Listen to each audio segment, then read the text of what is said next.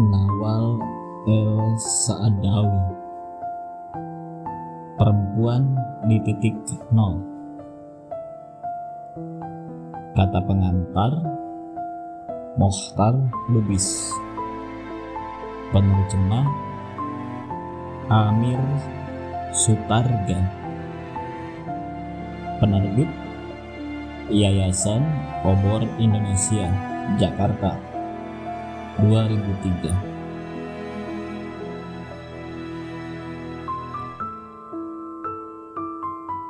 El-Saadawi Nawal, perempuan di titik nol.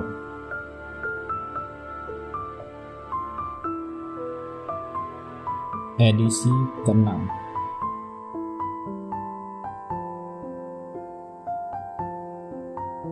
Fiksi Arab. Judul asli Nawal el-Saadawi, Woman at Point Zero. Translation Copyright Jen Books Ltd 1983 London. Diterjemahkan oleh Amir Sutarga. Diterjemahkan atas izin Z Books Ltd London.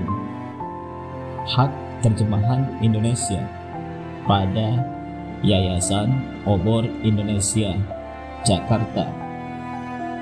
Hak cipta dilindungi undang-undang. Diterbitkan pertama kali oleh Yayasan Obor Indonesia. Anggota IKAPI DKI Jakarta.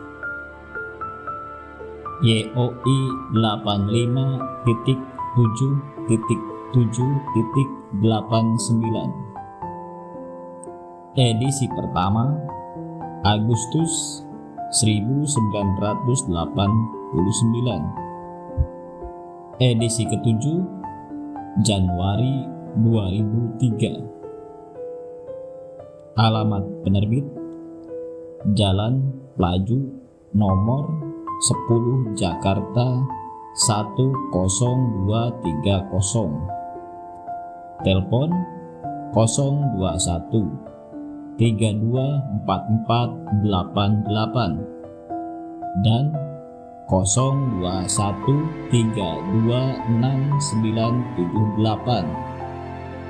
Faksimil 021324488.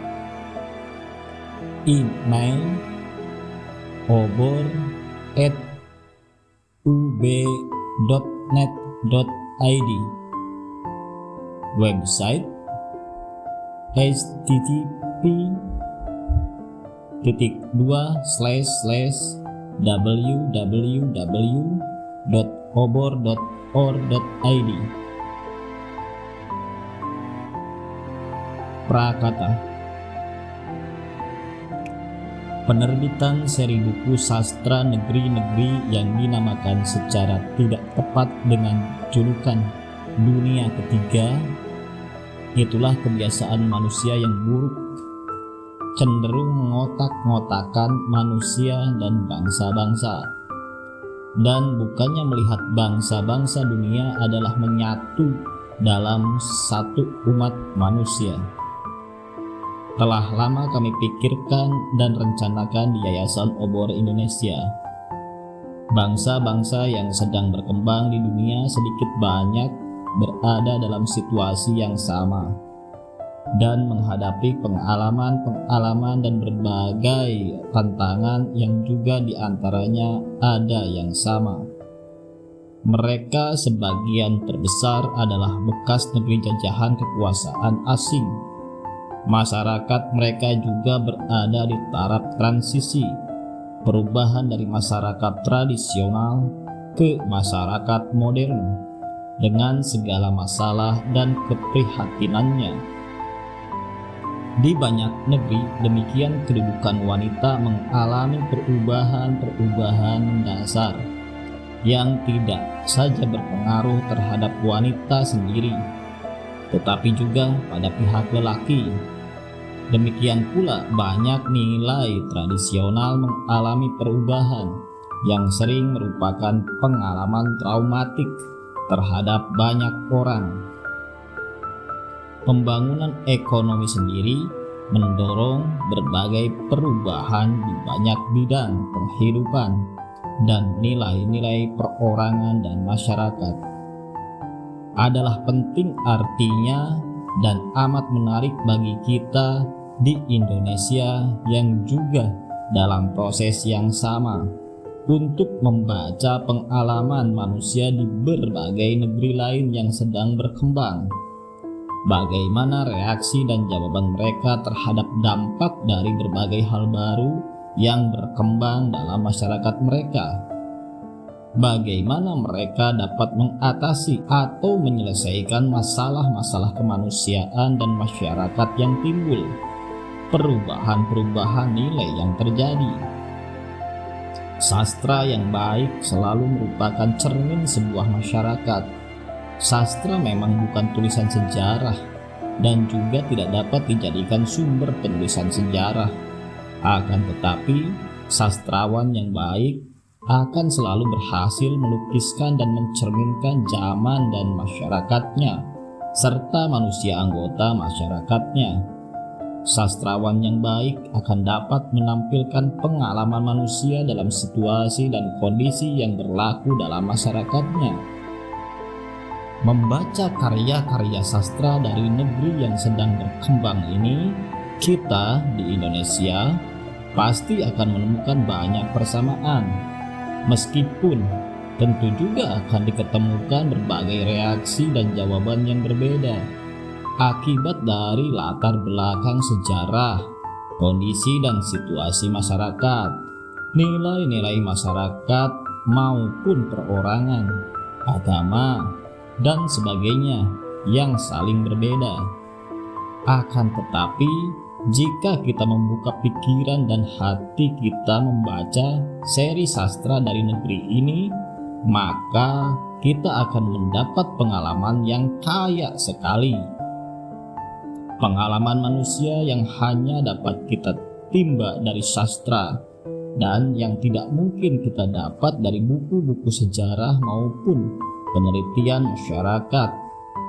Mungkin saja pengalaman itu dapat membawa kita pada pengertian yang lebih jelas dan jernih tentang apa yang terjadi dengan kita dalam masyarakat kita di Indonesia ini.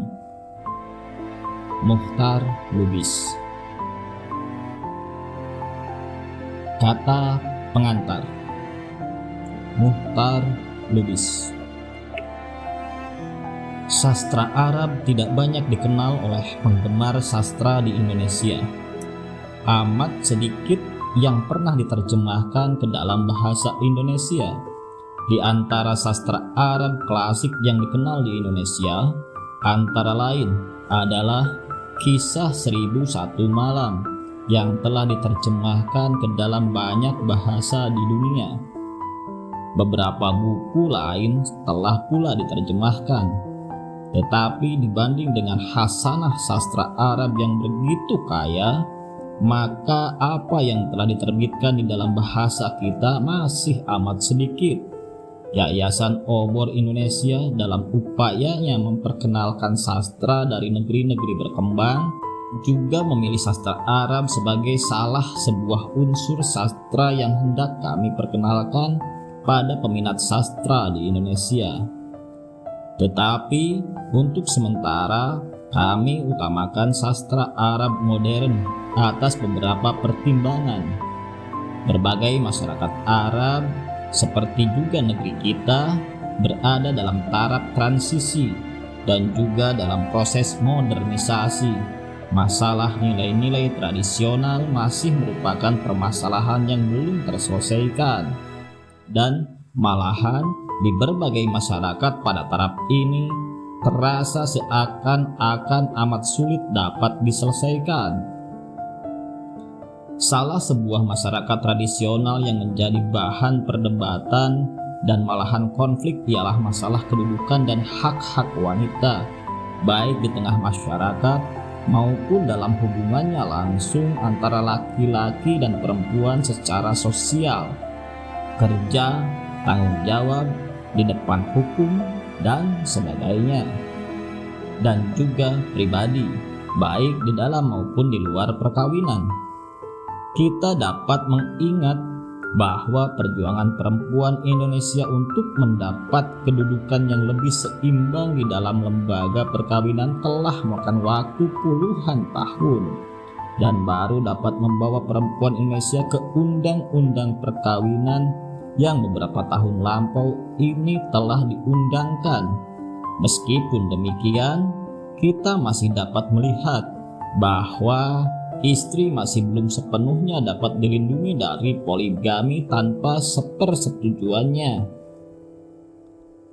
Malahan kita melihat adanya organisasi wanita yang kedudukannya setiap perempuan di dalamnya masih tergantung 100% dari kedudukan hierarki suaminya di dalam birokrasi atau lembaga negara. Bagi saya, kenyataan ini menunjukkan bahwa perempuan di Indonesia masih harus memperjuangkan haknya lebih banyak lagi sebelum dia benar-benar menjadi oknum mandiri bersama lelaki di dalam masyarakat kita. Di bidang perburuhan masih banyak keluhan mengenai kurang terjaminnya hak-hak perempuan.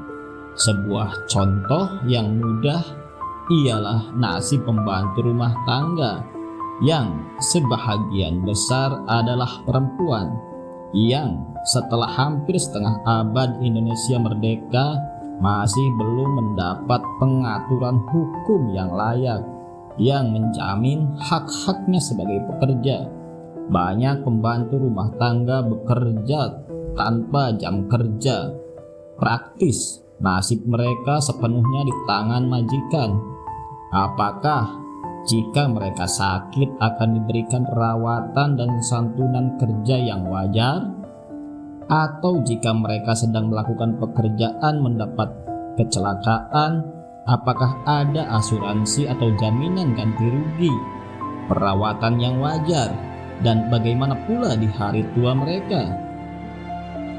Di banyak keluarga di Indonesia, banyak kawan saya yang memperkerjakan pembantu rumah tangga mereka hingga berumur amat tua, lebih dari 60 tahun. Dan dengan bangga mereka mengatakan bahwa mbok itu sungguh setia, hingga seakan-akan telah menjadi anggota keluarga saja. Tetapi si mbok pun terus harus bekerja setiap saat. Tidakkah harus ada perlindungan yang tepat bagi perempuan pembantu rumah tangga seperti ini? Kepincangan-kepincangan antara perempuan dan lelaki masih cukup banyak terdapat di masyarakat yang sedang berkembang dengan berbagai perbedaan taraf kepincangan. Negeri-negeri Arab terkenal sebagai masyarakat yang kedudukan perempuannya dianggap amat terbelakang jika dibandingkan dengan hasil-hasil perjuangan persamaan kedudukan dan hak antara perempuan dan lelaki yang telah tercapai. Tidak saja di negeri-negeri barat, tetapi juga di banyak masyarakat lain, seperti di beberapa negeri di Asia dan Amerika Selatan. Buku karangan perempuan Mesir ini, Nawal El-Saadawi, yang adalah seorang dokter, berjudul Perempuan di Titik Nol, akan mengejutkan banyak pembaca di Indonesia. Mesir termasuk salah sebuah negeri dan masyarakat Arab dan Islam yang melakukan modernisasi jauh lebih dahulu dari negeri-negeri Arab dan Islam lainnya di Asia Tengah. Kehadiran buku Nawal El-Saadawi ini menunjukkan bahwa perjuangan perempuan Mesir untuk merebut kedudukan dan hak-hak yang sama dan lebih penting lagi untuk mendapat perubahan nilai dan sikap kaum lelaki Mesir terhadap perempuan masih belum sepenuhnya tercapai. Buku yang keras dan pedas. Novel ini merupakan kisah yang diceritakan oleh perempuan bernama Firdaus dari sel penjaranya, tepat dia menunggu pelaksanaan hukuman matinya. Dia telah membunuh seorang lelaki. Saya tak ingin mendahului pembaca untuk membaca sendiri alur cerita yang sangat keras, amat pedas, yang penuh dengan kejutan-kejutan yang menggoncangkan perasaan, yang mengandung pula jeritan pedih, protes terhadap perlakuan tidak adil terhadap perempuan sebagai yang diderita, dirasakan, dan dilihat oleh perempuan itu sendiri. Yang patut saya catat adalah rasa kebebasan dan keberanian pengarang buku ini sendiri untuk menghadapi reaksi-reaksi masyarakat Mesir.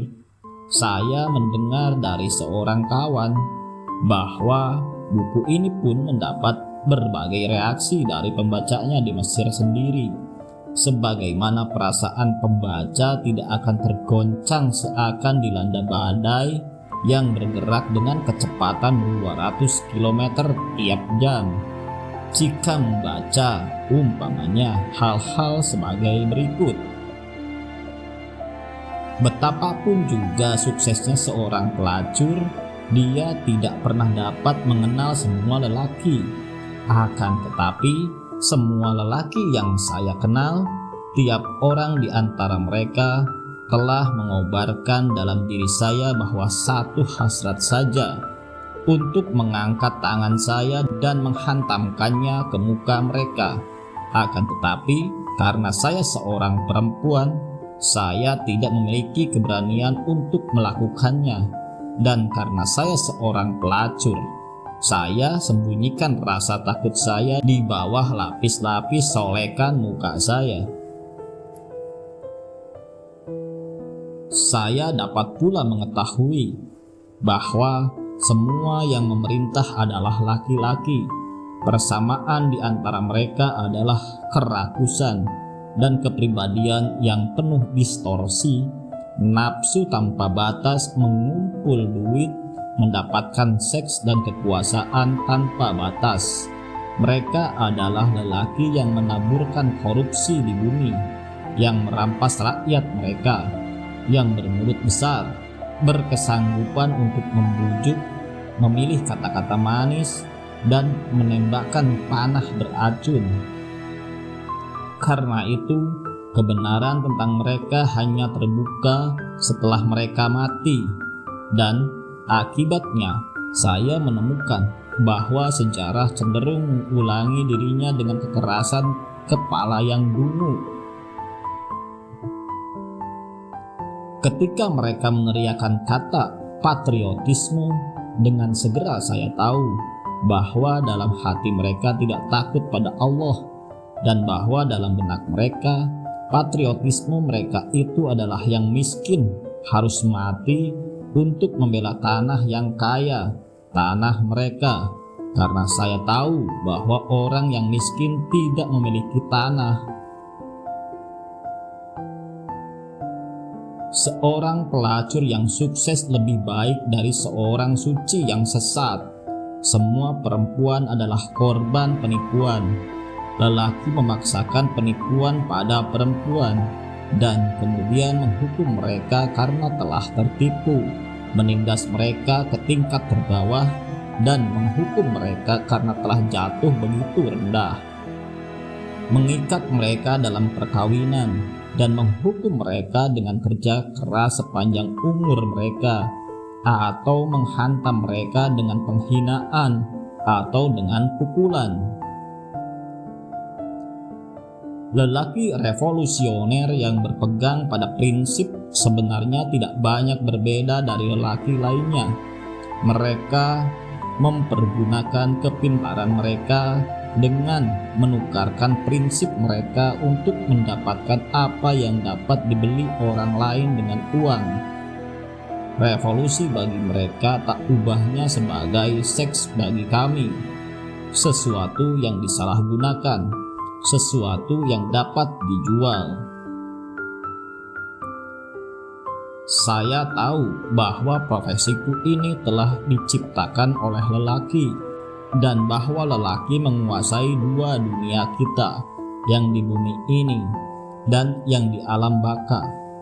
Bahwa lelaki memaksa perempuan menjual tubuh mereka dengan harga tertentu, dan bahwa tubuh yang paling murah dibayar adalah tubuh sang istri. Semua perempuan adalah pelacur dalam satu atau lain bentuk. Karena saya seorang yang cerdas, saya lebih menyukai menjadi seorang pelacur bebas daripada seorang istri yang diperbudak. Saya mengatakan bahwa kamu semua adalah penjahat. Kamu semua, para bapak, paman, suami, germo, pengacara, dokter, wartawan, dan semua lelaki dari semua profesi. Itulah beberapa cuplikan dari cerita penderitaan dan pemberontakan wanita tertindas di Mesir. Relevansinya bagi kita di Indonesia. Sebagai seorang lelaki, saya menundukkan kepala saya menghadapi tuduhan dan kutukan yang begini dahsyat dari perempuan.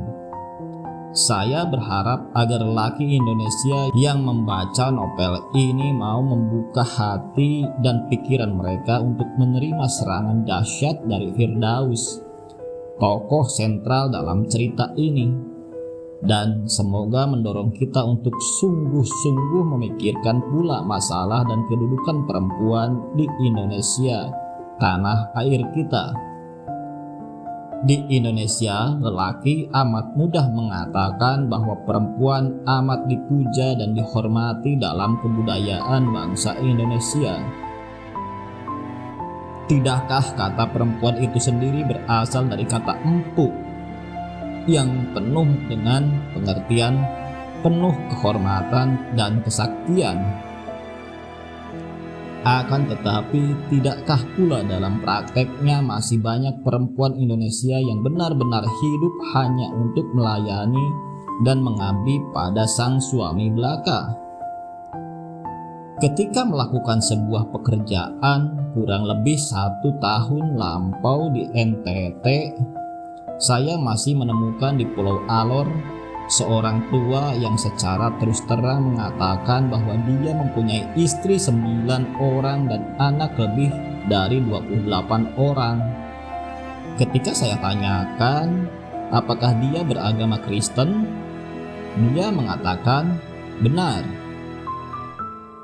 Dan ketika saya tanya bagaimana sebagai seorang Kristen dia mungkin mengawini begitu banyak istri, dengan tersenyum dia menjawab, "Saya hanya kawin 1 kali di gereja, tetapi yang lainnya saya kawin dengan cara adat." Meskipun telah ada undang-undang perkawinan yang mengharuskan suami Islam untuk mendapatkan persetujuan tertulis dari istri pertamanya jika dia hendak mengawini perempuan lain, tetapi dalam prakteknya ternyata masih dapat terjadi seorang suami beragama Islam mengawini perempuan lain tanpa izin tertulis ini. Ataupun jika dapat izin tertulis, cukup banyak cara dapat dilakukan seorang suami untuk menekan istri agar mau menandatangani surat demikian. Di sebuah daerah lain di NTT, saya melihat betapa seorang istri berjalan kaki di belakang sang suami yang dengan enaknya naik seekor kuda, sedangkan sang istri memikul keranjang besar berisi hasil pertanian mereka yang hendak dibawa ke pasar. Dan perjalanan dari dusun ke pasar melalui daerah pegunungan dan bukit-bukit yang belasan kilometer jauhnya. Di sebuah daerah, Perempuan atau istri yang baik menurut nilai lelaki di sana adalah perempuan yang senang bekerja di rumah, yang rajin bekerja di kebun, yang tidak suka bergunjing ke tetangga, yang menjaga agar rumah dan pekarangan selalu bersih, yang rajin mengambil air. Di banyak daerah NTT, mengambil air sering mengharuskan orang berjalan kaki berkilometer, yang rajin bangun pagi dan menyiapkan santapan bagi suami dan anak-anaknya, dan berbagai pelayanan dan dinas lain yang harus dilakukan untuk menyenangkan sang suami. Dan tidak ada sepatah kata mengenai kesenangan dan hak-haknya sebagai seorang istri dan perempuan.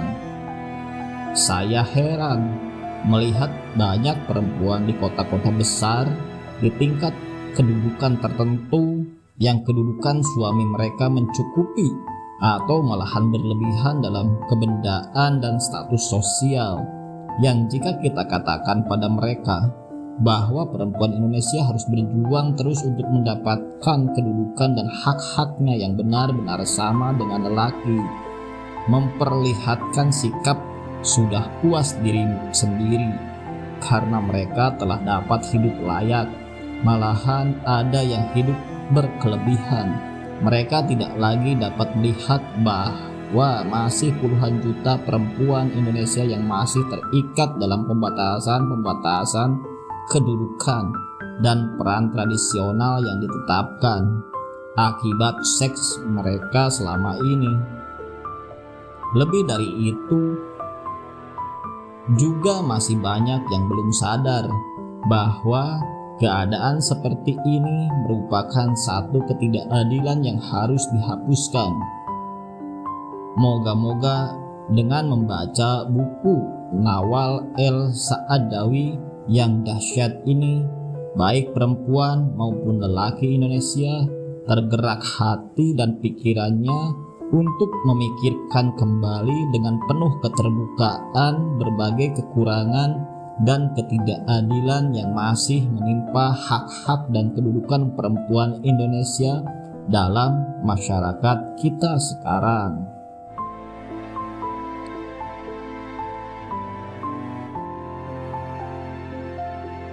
Sekapur sirih dari penulis. Saya menulis novel ini sesudah bertemu dengan seorang wanita di penjara Kanatir. Beberapa bulan sebelumnya, saya telah mulai dengan penelitian tentang penyakit syaraf, neurosis, di kalangan para wanita Mesir. Dan saya dapat memusatkan lebih banyak waktu pada pekerjaan ini karena ketika itu saya sedang menganggur. Pada akhir tahun 1972, Menteri Kesehatan telah memberhentikan saya dari jabatan Direktur Pendidikan Kesehatan dan pemimpin redaksi majalah Health. Ini suatu akibat lain dalam perjalanan hidup yang saya pilih sebagai seorang penulis dan pengarang feminis, yang pandangan-pandangannya dianggap tidak menguntungkan oleh para penguasa. Sekalipun demikian, situasi ini telah banyak memberikan waktu kepada saya untuk berpikir, menulis, melakukan penelitian, dan untuk melakukan konsultasi dengan para wanita yang datang menemui saya. Tahun 1973 merupakan tahap baru dalam kehidupan saya. Tahun itu pun telah menjadi saksi bagi kelahiran novel saya berjudul Firdaus atau Woman at Point Zero, perempuan di titik nol. Gagasan bagi penelitian saya itu sebenarnya muncul sebagai suatu hasil konsultasi dengan para wanita yang telah minta nasihat dan bantuan saya dalam menangani situasi-situasi yang menjurus ke arah tekanan-tekanan batin, baik yang berat ataupun lebih ringan. Saya memutuskan untuk memilih sejumlah kasus tertentu di antara para wanita yang menderita penyakit syaraf, neurosis, dan ini berarti kunjungan-kunjungan yang teratur pada sejumlah rumah sakit dan beberapa puskesmas. Gagasan tentang penjara senantiasa memikat perhatian saya secara khusus. Seringkali saya ingin mengetahui bagaimanakah kehidupan di penjara itu, teristimewa bagi para wanita. Barangkali hal ini karena saya hidup di suatu negeri di mana banyak cendekiawan penting-penting di sekitar saya telah beberapa kali masuk di penjara untuk waktu tertentu karena kejahatan politik. Suami saya telah dipenjara selama 13 tahun sebagai tahanan politik. Demikianlah, sehingga ketika saya pada suatu hari bertemu secara kebetulan dengan salah seorang dokter dari penjara wanita di Kanatir, saya tidak dapat menahan diri untuk bertukar pikiran dengannya. Tiap kita saling berjumpa, kita akan bertukar pikiran. Ia menceritakan kepada saya berbagai hal mengenai para wanita yang dipenjarakan karena berbagai macam pelanggaran-pelanggaran, dan khususnya mengenai mereka yang menderita gangguan penyakit syaraf, neurosis dalam berbagai derajat, dan mengunjungi klinik kesehatan jiwa setiap minggu di rumah sakit penjara Kanatir. Saya makin lama makin tertarik, dan perlahan-lahan gagasan untuk mengunjungi penjara itu dan menemui para wanita di situ makin tumbuh dalam pikiran saya. Pertama kali saya melihat dalamnya penjara adalah dalam film-film politik. Tetapi sekarang saya mendapat kesempatan untuk mengunjungi penjara sebenarnya. Gagasan itu malahan makin mendesak ketika kawan saya, dokter penjara itu, mulai bercerita panjang lebar tentang seorang wanita yang telah membunuh seorang laki-laki dan sedang menunggu pelaksanaan hukuman mati dengan cara digantung. Saya belum pernah melihat seorang wanita yang telah melakukan pembunuhan. Dokter penjara itu berkata bahwa ia akan mengajak saya untuk menjumpai wanita itu dan memperlihatkan wanita-wanita lainnya yang dipenjarakan dan sedang menderita gangguan-gangguan mental. Dengan perantaranya lah saya telah memperoleh izin khusus supaya dapat mengunjungi penjara Kanatir sebagai seorang psikiater dan untuk memeriksa wanita-wanita tersebut. Ia tertarik pada hal yang saya rencanakan, sehingga ia menemani saya ke penjara dan bersama berkeliling di dalamnya. Pada saat saya memasuki gedung penjara lewat pintu gerbang, saya hanyut oleh perasaan sedih melihat pemandangan gedung-gedung yang suram, jendela-jendela yang berterali besi, dan kesan kekerasan yang menyeluruh dari lingkungannya. Seluruh tubuh saya bergetar. Sedikit pun saya tak tahu bahwa pada suatu hari saya akan melangkah memasuki gedung itu melalui pintu gerbang yang sama. Tidak sebagai psikiater, tetapi sebagai seorang yang dipenjarakan karena ditangkap bersama dengan 1035 orang lainnya dengan keputusan yang dikeluarkan oleh Sadat pada tanggal 5 September 1981. Tetapi pada pagi di musim gugur tahun 1974 itu, kemungkinan bahwa diri saya sebagai terhukum berada di balik tembok-tembok yang menguning, yang menjulang tinggi dan kosong itu, tak pernah muncul dalam benak saya. Ketika saya melintasi taman di dalam penjara itu, saya dapat melihat sepintas wajah-wajah para wanita mengintai di balik jeruji-jeruji besi seperti binatang, dengan jari-jarinya yang berwarna putih atau coklat memegang erat besi yang hitam itu. Pertama kali, Firdaus menolak untuk menerima saya di dalam selnya, tetapi kemudian dia setuju untuk bertemu dengan saya. Sedikit demi sedikit, ia telah dapat saya bujuk untuk menceritakan kisahnya, seluruh kisah tentang hidupnya. Kisahnya mengerikan tapi sangat memukau. Begitu ia mengungkapkan kisah hidupnya kepada saya, makin lama makin banyak saya ketahui mengenai dirinya. Perasaan saya tergugah dan takjub terhadap wanita ini yang bagi saya begitu luar biasa dalam dunia wanita yang telah biasa bagi saya. Demikianlah, kemudian tiba harinya saya mulai berpikir untuk menulis novel yang kelak akan dikenal sebagai Perempuan di Titik Nol atau Firdaus.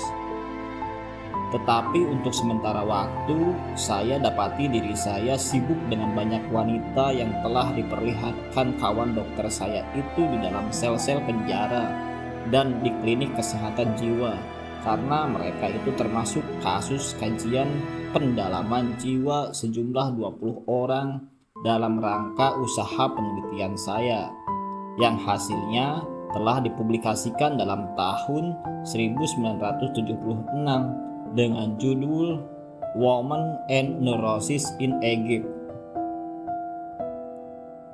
Tetapi Firdaus tetap wanita yang khusus. Ia menonjol di antara para wanita yang lain, bergetar dalam diri saya, atau kadang-kadang diam, sampai pada hari saya mencantumkan dengan tinta di atas kertas dan memberinya hidup sesudah mati. Sebab pada akhir tahun 1974, Firdaus telah menjalani hukuman mati dan saya tidak melihatnya lagi. Tetapi entah bagaimana ia selalu terbayang di depan mata saya.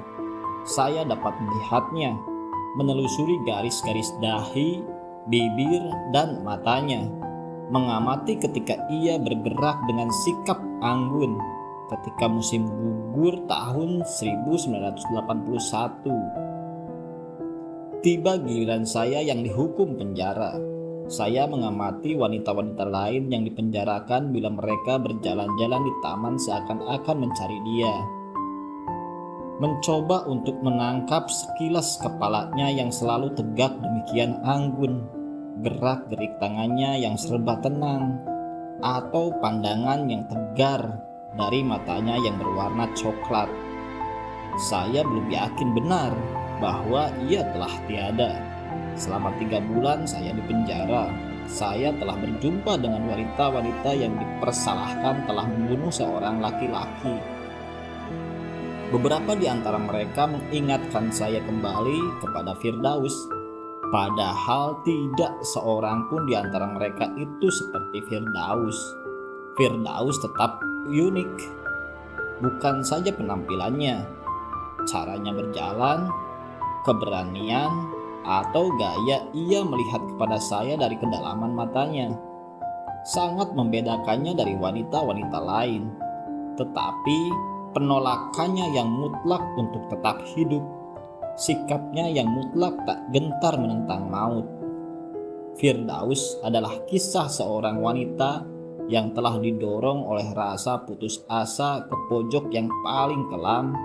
Wanita ini, sekalipun muak dan putus asa, telah menghidupkan dalam hati mereka yang seperti saya sendiri menjadi saksi saat-saat akhir hidupnya. Suatu kebutuhan untuk menantang dan melawan kekuatan-kekuatan tertentu yang telah merampas hak manusia untuk hidup, untuk bercinta, dan menikmati kebebasan yang nyata. Nawal El-Saadawi, Mesir, September 1983.